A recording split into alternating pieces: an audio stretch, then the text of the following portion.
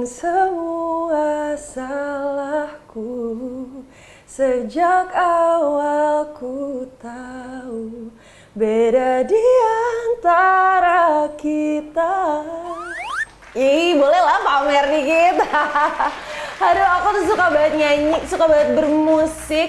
Dan itu akan ada sambungannya sama topik kita hari ini, oke? Karena apa? Kita akan ngebahas tentang jangan meremehkan manfaat dari musik untuk kesehatan kita semua.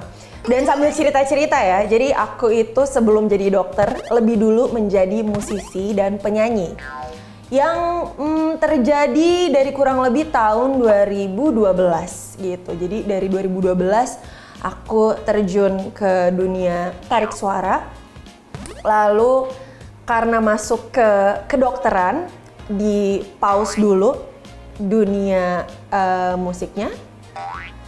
Lalu keterusan kedokterannya. Tapi anyways, kembali lagi loh kita teman-teman hari ini di 100% Sehat sama aku Dr. Andira Utami. Udah keburu langsung pengen curhat tuh tadi tentang perjalanan hidup yang lika-liku dari musik tiba-tiba ke kedokteran, tiba-tiba sekarang ada di dunia startup lah segala macam. Tapi nggak apa-apa karena aku itu getaway-nya atau kayak cara aku menghilangkan penat tuh sederhana banget.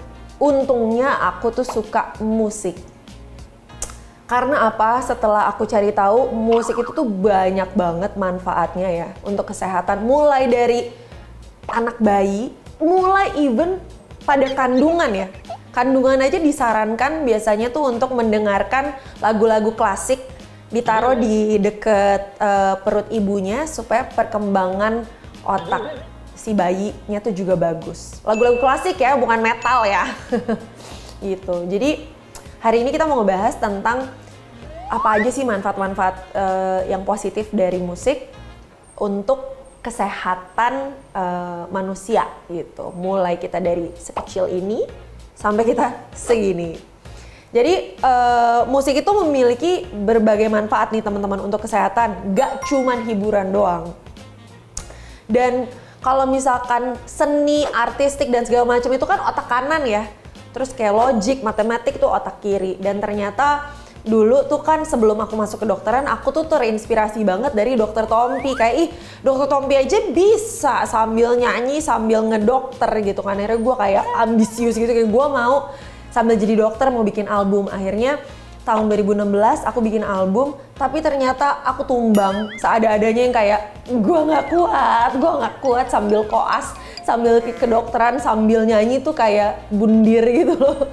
Gak bisa jaga malam 24 jam terus paginya promo tuh kan kayak ya ampun apa nih yang masuk kotak gue. Jadi tapi intinya aku bersyukur mendapatkan pengalaman di dua dunia itu dan ternyata banyak banget manfaatnya. Jadi teman-teman, di sini tuh aku bingung sih, ada nggak sih orang yang nggak dengerin musik tuh, ada nggak sih di sini? Aku nggak tahu ya, tapi musik apakah bahasa yang universal atau enggak? Tapi aku selalu merasa semua orang tuh harus menemukan keindahan dan manfaat dari musik gitu. Kalaupun emang nggak suka dengerin musik, minimal tahu manfaatnya ya.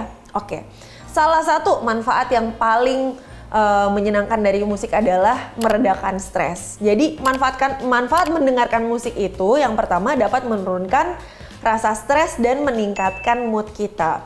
Kalau kamu ngedengerin musik setiap sore atau pas mau berangkat kerja, itu bisa mempengaruhi mood kita.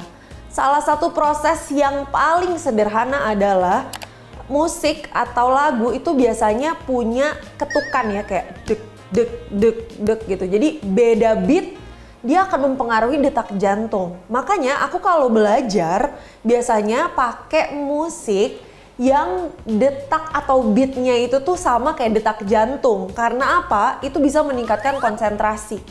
Jadi kalau teman-teman gak mau diganggu kayak do not disturb me gitu, gue lagi ngerjain ina inu segala macam, bisa coba deh cari lagu-lagu yang beat per menitnya BPM-nya itu 70 sampai 120 BPM. Itu akan membuat kita lebih less stressful dan lebih fokus. Oke? Itu tuh pas aku ujian keluar dokter Indonesia UKDI pas mau jadi dokter, itu kan aku tuh proses ujiannya tuh 2 jam ngejawab 150 pertanyaan dari pelajaran yang dipelajarin selama 6 tahun. Jadi kalau itu nggak lulus, gue nggak jadi dokter, bro. Nah, untuk mempelajari materi itu dari ujung kepala sampai ujung kaki, nggak bisa kalau belajar diganggu. Ya udah, salah satu modeku adalah selalu headset dua-duanya. Mau lagi sama temen, gue bilang, gue mau belajar. Lalu kalau ngajak gue ngomong, gue cuma liat lo ngecap-ngecap ya, nggak ada suaranya gitu. Tapi intinya yang bikin aku fokus adalah si musik-musik yang beat per menitnya mirip sama detak jantung kita. Jadi salah satu fungsi dan manfaat bagus dari musik adalah meredakan stres, kedua membuat kita fokus. Yang sangat amat dibutuhkan oleh halayak sekalian, karena apa? Tingkat stres yang tinggi ini kan obatnya tuh suka repot kan ya. Ada liburan lah, ada staycation lah, ada keluar negeri, keluar kota, makan banyak segala macem. Ada salah satu solusi lagi yang gampang, yaitu dengerin musik. Makanya mungkin ya, ini mungkin itu yang ngebuat konser-konser jadi peminatnya banyak guys gitu. Jadi karena musik tuh kayak ada apa ya yang menggelitik hidupku dan hatiku, ternyata musik emang meredakan stres dan juga bisa bikin lebih fokus. Begitu. Nah, yang kedua, ini bermanfaat nih buat banyak orang, terutama juga buat dedek-dedek kecil ataupun yang masih di dalam kandungan. Karena apa? Musik itu juga mempengaruhi gelombang otak. Jadi di otak kita tuh ada gelombangnya guys, ada kelistrikannya segala macam. Kalau kita lihat dari, ya ada alat gitu yang bisa melihat wave otak. Gelombang otak tuh bisa berantakan gitu. Kalau misalkan dilihat dengan warna tuh, warnanya bisa berantakan, tapi kalau ngedengerin musik, gelombang otaknya bisa jadi lebih teratur, bisa jadi lebih rapi. Yang dampaknya apa? Ya tadi, kita jadi bisa lebih fokus, kita bisa jadi lebih enggak stres. Pemilihan keputusan kita juga jadi lebih baik. Makanya setiap kali aku berangkat kerja atau apapun, aku tuh nggak mungkin meninggalkan rumah nggak bawa headset. Itu agak jadi bete kalau kayak headset gue ketinggalan lagi gitu. Jadi kayaknya karena musik juga udah aku anggap duniaku tuh, headset tuh adalah penyokongnya gitu. Kalau enggak ya gue nggak bisa dengerin lagu di tempat umum gitu. Jadi manfaat kedua adalah untuk bisa mengatur gelombang otak. Begitu juga dengan penelitian-penelitian yang ditemukan bahwa musik klasik juga bagus untuk perkembangan janin. Nah, salah satu penelitian yang seru adalah waktu dulu tuh dilakukan di Jepang. Jadi kalian tahu kan salju itu kalau di mikroskop itu ada bentuknya. Bentuknya tuh kayak kristal. Nah, pas salju-salju ini dipaparin sama berbagai jenis musik, ada yang metal, ada yang pop, ada yang indie, ada yang apa, ada yang klasik. Ternyata bentuk salju dan bentuk kristalnya tuh beda-beda. Ada yang cantik, ada yang agak enggak cantik. Jadi bentuk salju tuh beda-beda guys. Nah, pas dipaparin ke jenis musik yang berbeda-beda, musik itu mempengaruhi bentuk salju yang terbentuk gitu. Nah, akhirnya ternyata yang paling oke adalah si musik klasik, musik pop, dan musik-musik yang tadi salah satunya beat per minute sama dengan detak jantung. Nah, emang gimana sih caranya dok musik tuh mempengaruhi tubuh kita? Gini ya, tubuh kita itu 90% isinya cairan. Musik itu gelombang. Kalian kalau ngelihat getaran, kena air jadinya apa? Gini-gini kan? Begitu juga tubuh kita sebenarnya sih. Jadi bayangin komposisi kita, salah satu yang terbesarnya adalah cairan.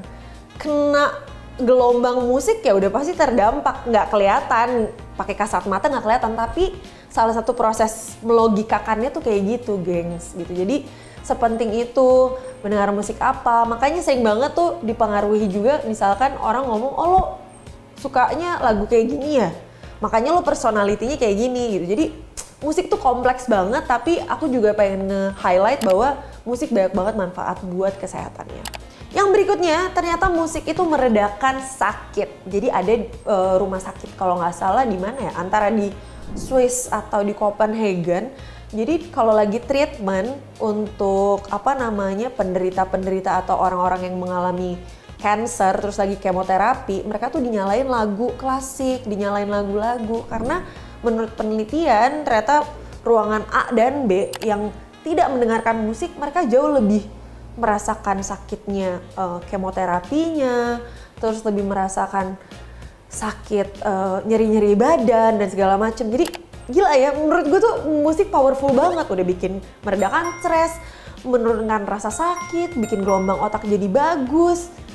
Modalnya tinggal yang penting kupingnya dibersihin ya kan, biar kedengeran lagunya bro gitu. Nah yang berikutnya juga baik untuk kesehatan jantung.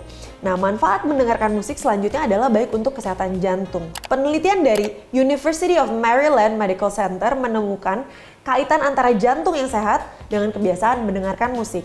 Penelitian ini mengungkap bahwa orang yang mendengarkan musik yang ceria memiliki aliran darah yang lebih lancar. Ayo, yang aliran darahnya tersendat-sendat atau aliran darahnya tinggi, coba jangan dengerin musik yang depresif. Dengerin musik tuh yang happy-happy gitu karena berpengaruh. Namun jika mereka mendengarkan musik yang sedih, aliran darah akan menurun hingga 6%. Jadi yang kebiasaan dengerin lagu untuk memperlambat pembangunan, terus bawa matanya hitam, terus jadi mukanya lesu, jangan-jangan playlist lo kegalauan cuy. Jadi gantilah, divariasiin, oke?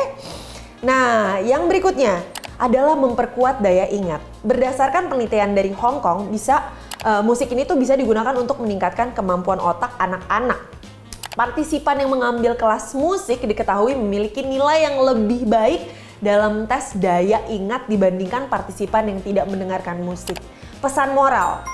Jadi mungkin kalau anak-anak kita nanti di masa depan atau yang udah punya anak bisa dipengaruhi dengan sebuah hobi, monggo deh dipengaruhi sama suka-suka dengerin musik, bisa denger lagu-lagu dari petualangan Sherina, apa kayak gitu supaya ada sisi dia tuh yang melankoli, sentimen, karena ternyata apa? Fungsi musik bagus banget dan banyak banget. Tapi karena masih banyak banget juga manfaat lainnya, terus aku juga masih belum menceritakan serunya dunia musikku di dunia yang tercampur dengan dunia kedokteran ini. Misalkan teman-teman ada yang mau ngobrol atau mau tanya-tanya, bisa langsung ya ke Fanmade. Ini linknya udah aku sediain. Yang belum sign up, belum join in, silakan masuk karena kita bisa ngobrolin banyak banget hal seru di situ.